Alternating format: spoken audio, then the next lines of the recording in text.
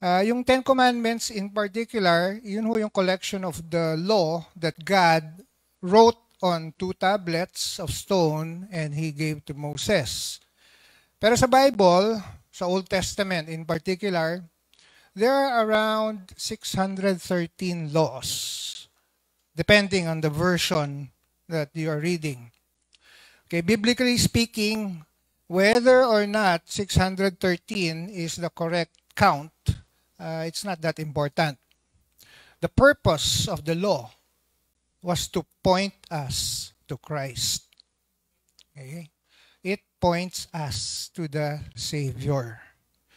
No one can perfectly obey all the commandments, no matter how many or how few they are. In fact, no one can even perfectly obey the 10 Commandments. But what the law does is that it makes each and every one of us aware of our sinfulness. Okay, Romans 7:7. It makes us aware that we cannot save ourselves.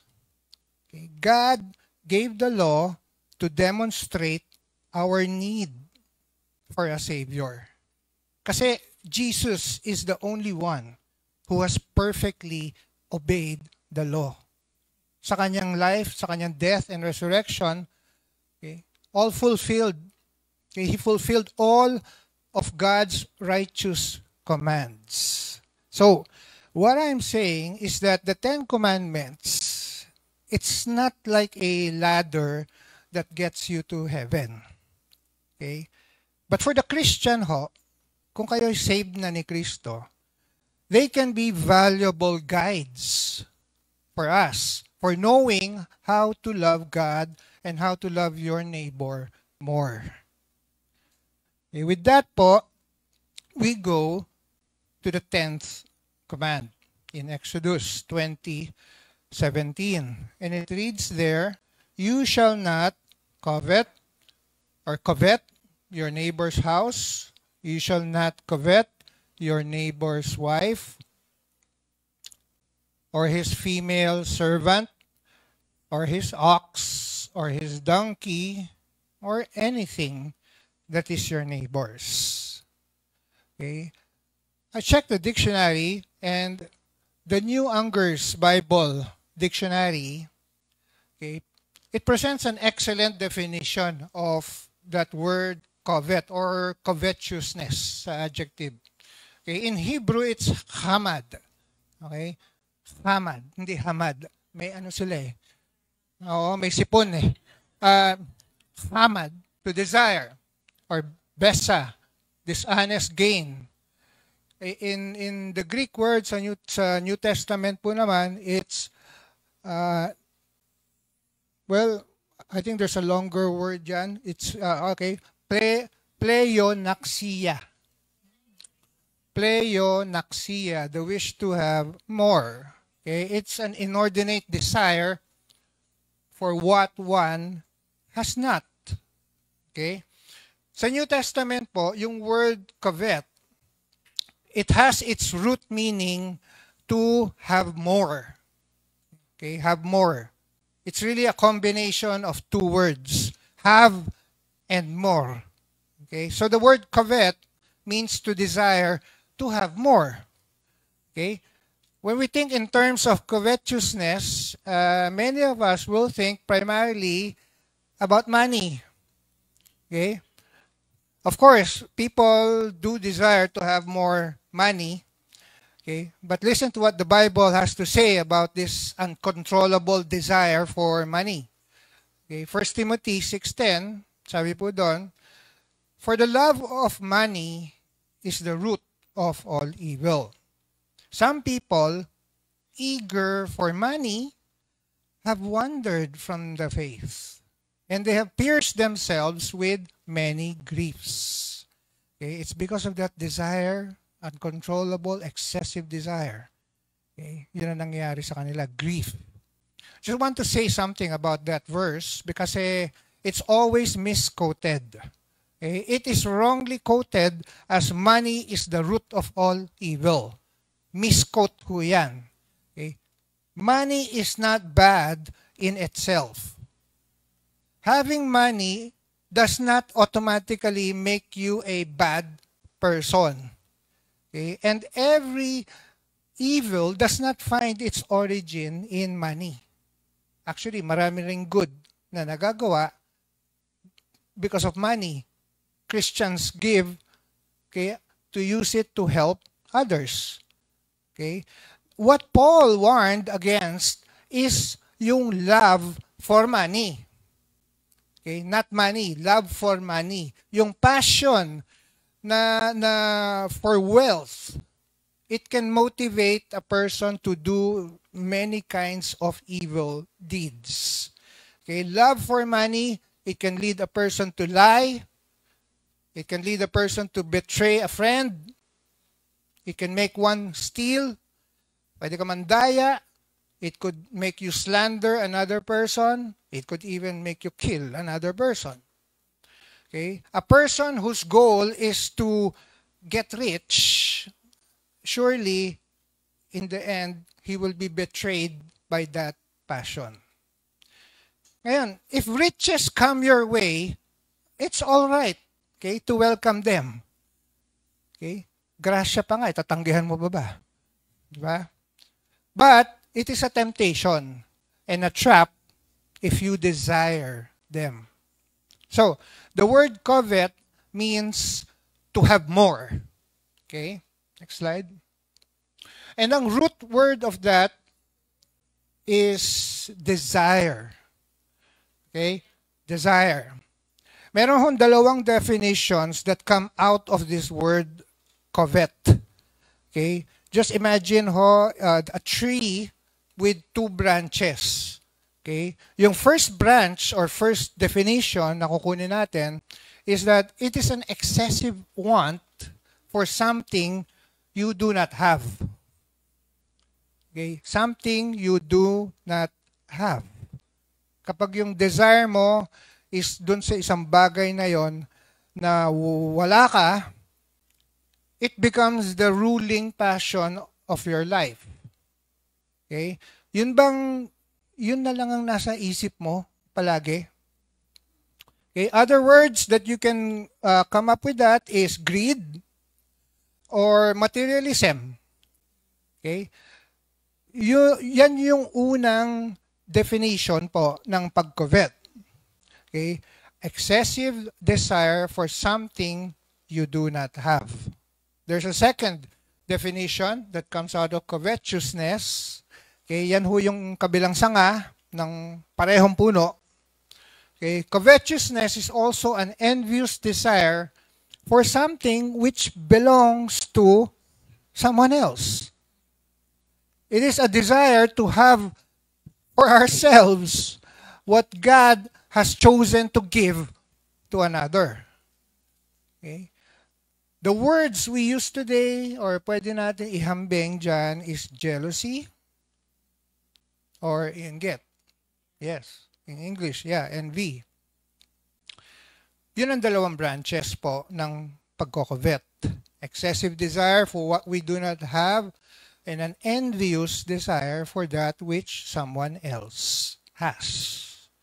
Okay, the two, basically, pareho sila eh. Pero pag sineparate mo, mas malinaw, di ba? You can see clarity, definition there. The object of coveting, okay, is not primarily money. Okay, tulad ng sabi ko kanina, although money is definitely a part of our coveting. In this commandment, the Lord says, you shall not covet your neighbor's house. Okay? Walang pera doon. You shall not covet your neighbor's wife. Okay? Hindi pera yon. Or his male servant, female servant, ox, donkey, or anything that is your neighbor's. So, it may be a desire for money for many people, but as the 17th commandment, 17th verse of Exodus 20 says, okay, it may be a desire for many other things as well. Okay? Hindi naman ho lahat ng desire natin is selfish. Of course. God made us as creatures of desire. Okay? Our desire, let's say for food, reminds us to eat. Our desire to do something useful will motivate us to work. Or our desire for friendship will draw us into a community. Our desire for intimacy, okay, including sexual intimacy, it may drive us to decide to get married. Okay? We have many healthy desires, including the deepest of all desires, which is to know God. Okay, that is a desire. But like everything else about us, okay, our desires corrupted yan by sin. We often want the wrong things in the wrong way, at the wrong time, in the wrong place, and even for the wrong reason. And this is what the 10th commandment is showing us. Okay, we will look at this morning's teaching on the 10th commandment under two headings. Okay, dalawang heading lang po. First, I want us to think, yan na po yung dulo. So, marami ka pang babalikan.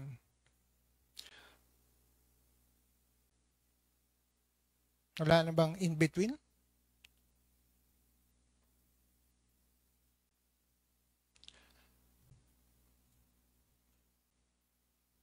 Okay, well, don't read anyway that poem. That's for later. But yeah, that is the first heading. Okay, the first heading is about the diagnosis that God provides for us here sa 10th commandment. The diagnostic God provides. Tapos secondly, maya-maya, we'll think about naman yung dividend. Okay, sa bangko, yung sinasabing word dividend, ibig sabihin niyan parang reward. There's something that gets back to you, payback. Tama ho yun. That God offers. Okay? As we study po itong 10 commandments, 10 commandment na you shall not covet, okay, ang hope ko is for us to discover na ito ang sin that produces all other sins. Okay? Ito siya eh. And I hope for us to notice na meron ding difference between ang 10th commandment tsaka yung lahat ng 9 commands na previous. Yung dinaanan nating 9, primarily yan, outward yan. Outward. Yung 10th commandment, galing sa loob yan. Inward yan. It is from the inside. The first 9 commandments have to do with sins of our actions. This 10th commandment has to do with the sin of our attitude. Yung first 9 commandments are primarily about our deeds, about our doing. This one, coveting, it's a matter of desire. Yung unang siyam, for the most part, visible ho yan.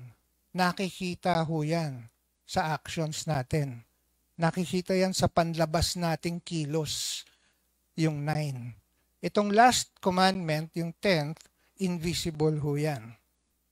Pwedeng naiinggit yung isang tao, isang kaibigan mo, pero hindi mo alam. Let's now talk about diagnostics. Okay, related to the word diagnosis. Okay, diagnosis, mostly medical term ho yan. Many of us here have had some sort of medical procedure done on us, or if kung hindi pa, praise God, pero you may be familiar with these instruments like MRI, okay, CAT scan, ano pa, X-ray,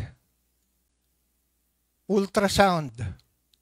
Okay, those are diagnostic tools to reveal what is really going on in areas that you cannot immediately see.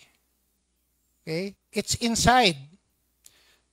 It's behind the symptoms po na nararamdaman nyo that took you to the doctor in the first place. Okay? And no doubt, it will be a shocking thing when you see po sa screen ng doctor there's a tumor or there's a mass developing or yung artery mo is blocked or there's a bleed in your brain. Okay? It's shocking. And hard as it is, yan po is information that we need to know if we are going to get the help that is required. Okay? If we are going to get better para gamutin tayo. And that, in many ways po, is precisely what the 10th commandment is all about. Para ho yung, if you like, spiritual MRI. It is a CT scan for the soul. It tells us of the sin in our hearts. And it will drive us to excessively want things na we don't have or things that others have. Okay? When we wrongly, let's say, place a want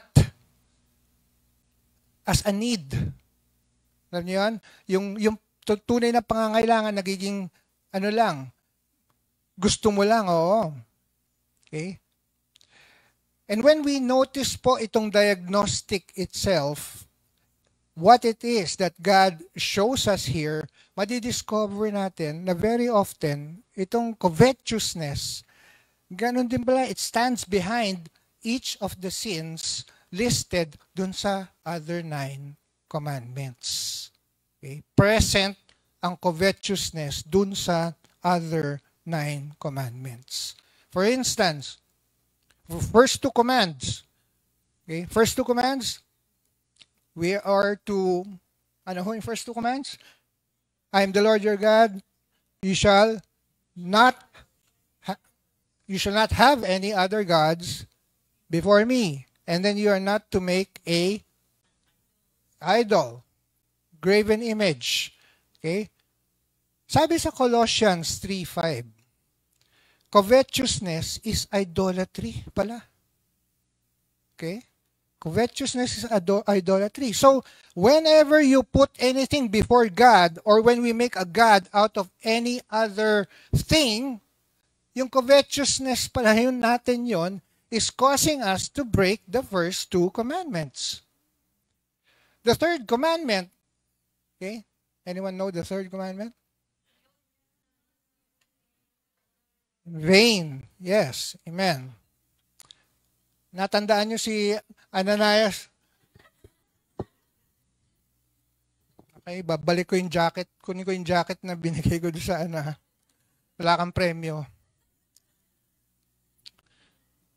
Si Ananias and si Sapphira, they took the name of the Lord in vain. Okay? They lied to the Lord. Okay? Nung nag-donate sila, binaliwala nila ang respeto sa Panginoon. Because of the sin of covetousness in their hearts. Ang desire nila is ma-recognize sila sa church. Kaya nagawa nila yon. Bro, tanggalin mo kaya muna yan. Kasi ano yung 6th commandment? And then, ano yung 4th commandment? Sabbath. Okay? Amen. Covetousness to make more money on Sunday causes us to miss worship. True? Okay? So, loving reminder lang sa mahilig mag-part-time.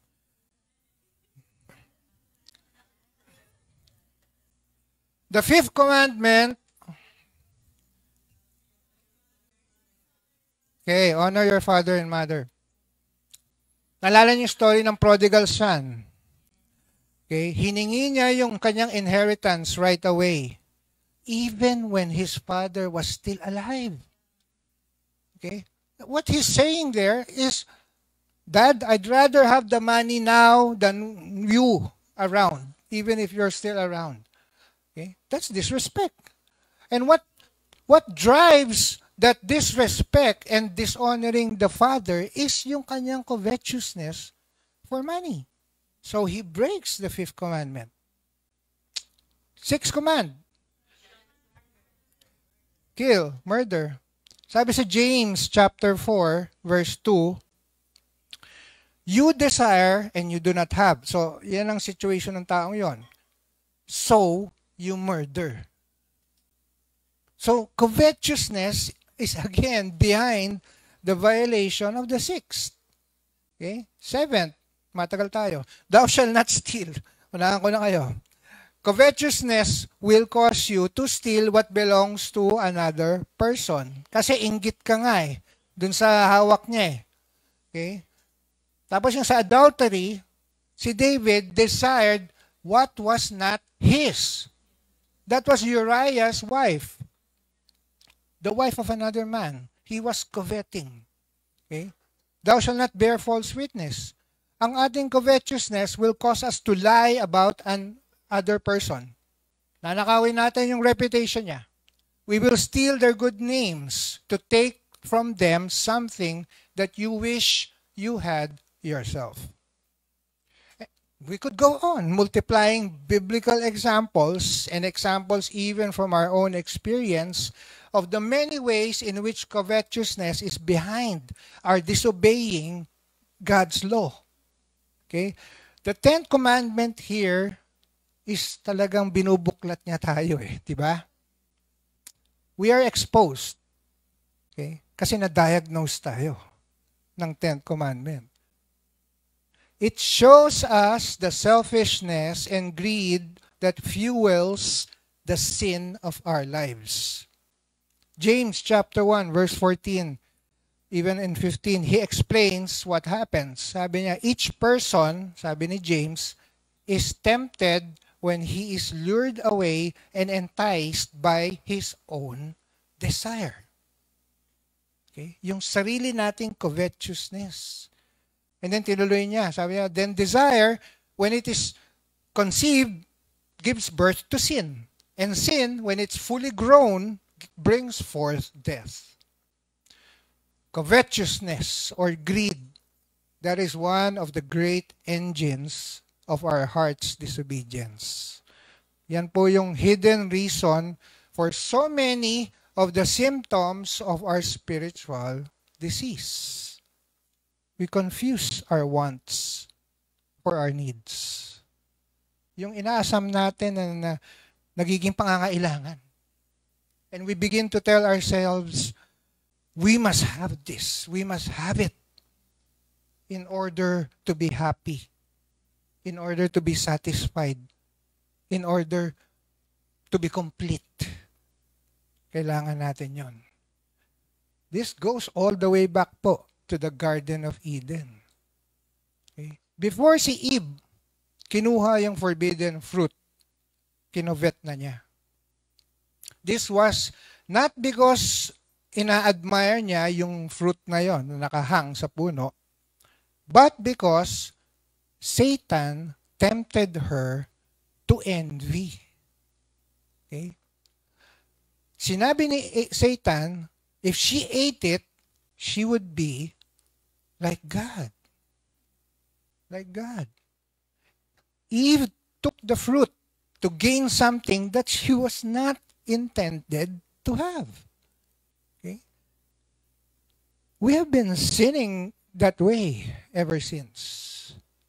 Okay? Just observe a nursery or a daycare center para sa mga malilit na bata. Or kung may alaga kayong toddler. Nothing arouses a child's interest in seeing a toy in the hands of another child. Okay? Yung alaga mo, pag nakita niya yung laruan nung isa, okay, ayan na, kinukovet na yung laruan nung iba. Almost right away, mag-aaway na yan. Aagawin niya. Okay? Tayong mga adults, we're not that excused. Although, medyo mas suabe yung ating pagkokovet. Pero, we are still guilty of that same sin. Okay? Coveting is what causes Yung, alam nyo, may reaction kayo sa loob ng puso nyo whenever someone else gets what we want. Yun. Alam nyo yung reaction natin pag yung, kunyari, yung coworker natin na promote, binigyan ng increase.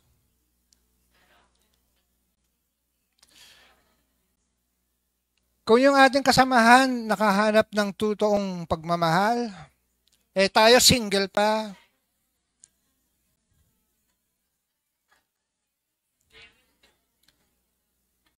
Or yung kaibigan mo nakapagbakasyon dun sa isang bansa na sa panaginip mo lang mapuntahan. Okay? Lagi ho tayong nagkukumpara sa iba. And frankly po, okay, just frankly, riniresent natin eh. Okay? When we don't get what they have. The Apostle James asked, ano ba nagkakos ng away sa inyo? Okay? Don't they come from your desires that battle within you? You want something but don't get it. You kill and covet that you cannot have. Sabi ni James. So ito na ho yung poem na gusto kong ipakita, entitled If Only. Sabi niya, ng author, I don't know who wrote this, it was spring, but it was summer that I wanted. The warm days and the great outdoors. Okay? And naging summer na. It was summer, but it was fall that I wanted. Kasi makulay. Medyo presko na. Fall na. But it was winter that I wanted. Next. Kasi masarap itong maglaro-laro sa snow. May holiday season daw. It was winter na. But it was spring I wanted. Balik na naman siya dun sa warmth and blossoming of nature. Okay? I was a child and it was adulthood that I wanted. He wanted to grow up fast. Kasi meron siyang, next page, the freedom, meron siyang freedom and respect pag malaki na siya. So, I was 20, but it was 30 that I wanted. Okay? Yan ang age ng maturity and sophistication daw. So, naging middle age na siya, balik na naman siya dun sa ano, but it was 20 that I wanted. Gusto na naman niya maging free spirit.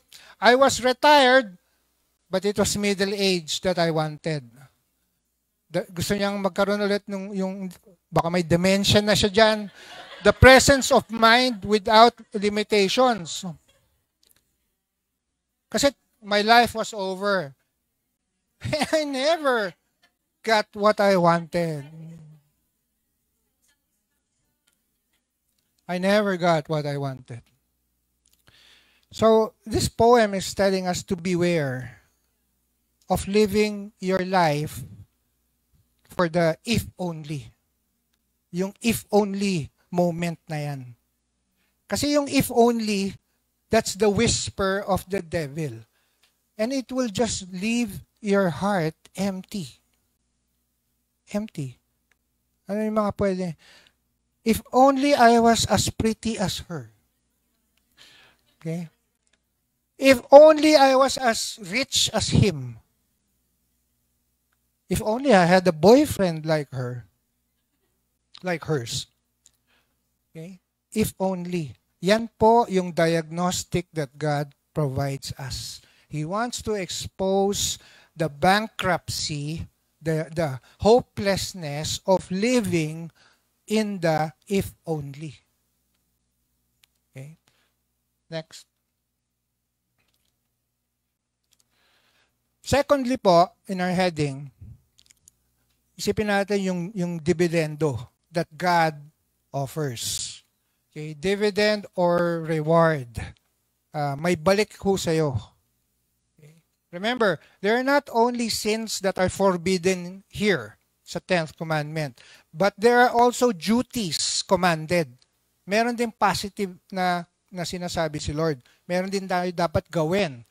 We are not only being warned about not being dissatisfied, not being content, but about covetousness, but more importantly, we are also being called to find true contentment, to find genuine satisfaction of our soul.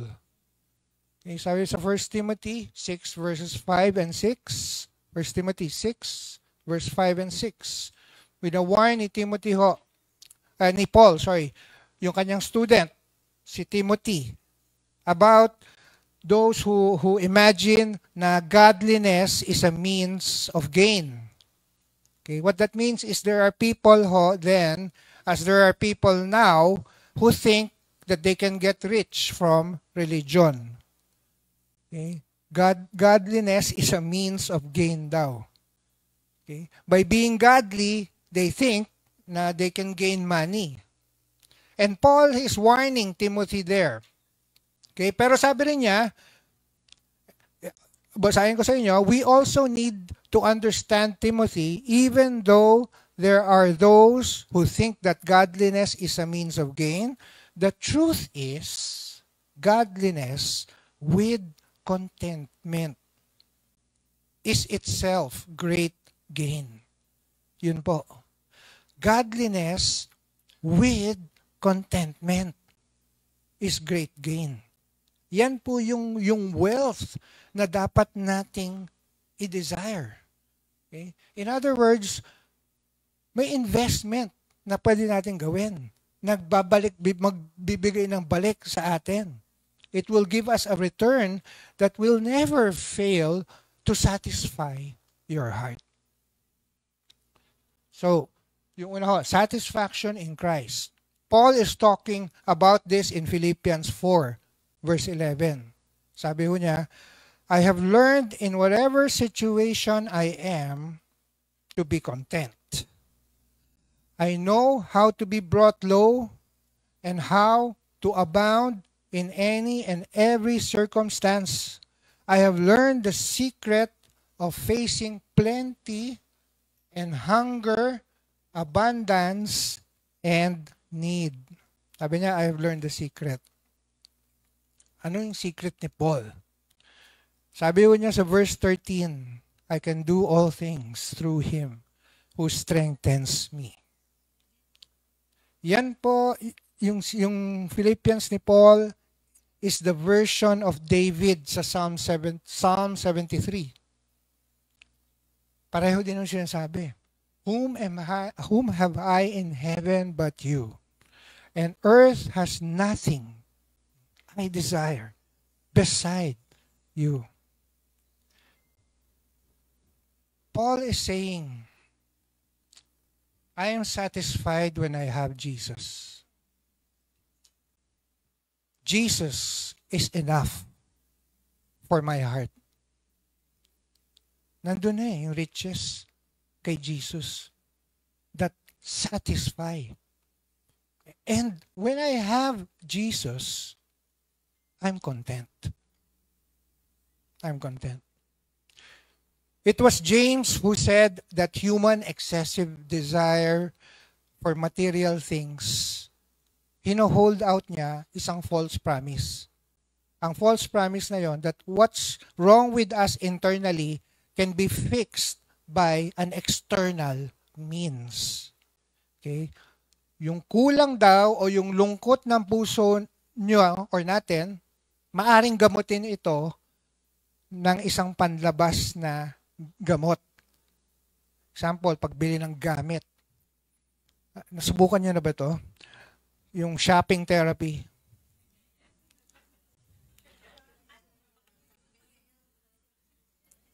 Kapag depressed ka,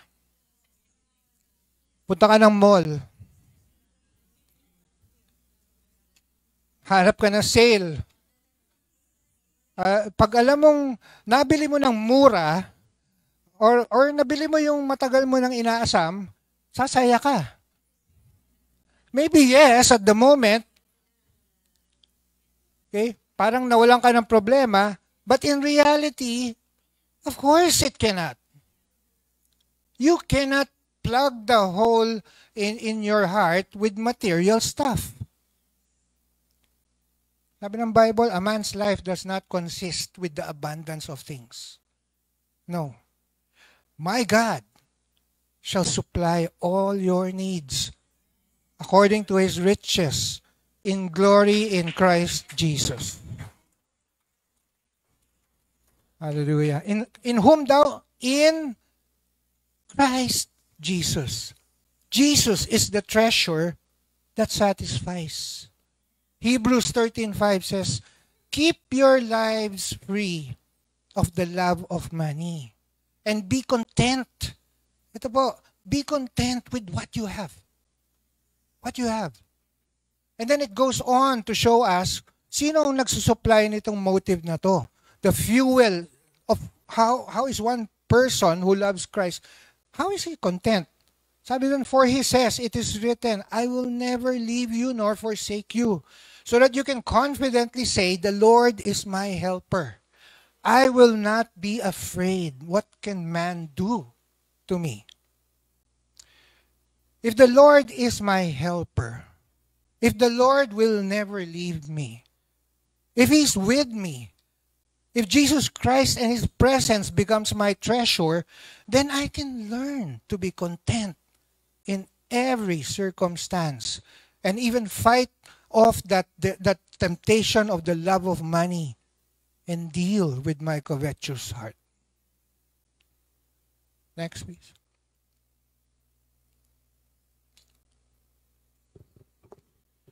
If you feel discontent in your heart, then, my friend, it may be a symptom. It may be a signal to you this morning that you need Jesus Christ. Na you are looking in all the wrong places for satisfaction.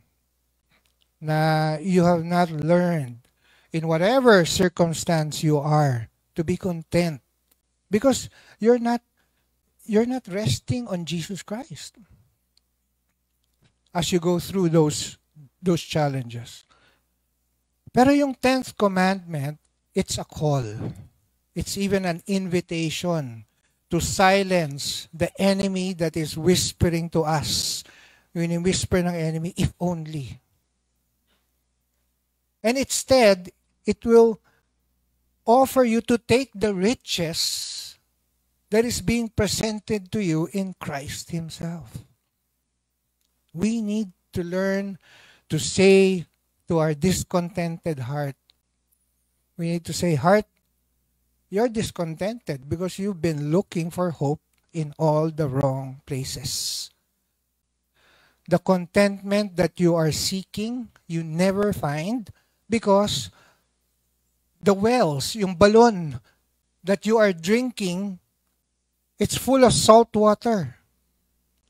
That is what lust is. That is what stealing is. Pride, insecurity. That's what greed and covetousness are. Salt water. Salt water. It looks like, di ba? You look at the ocean, it looks like it's going to satisfy you. It looks like it's going to quench your thirst. But the more you drink of that salt water, the thirstier you become. But there's good news for the discontented heart.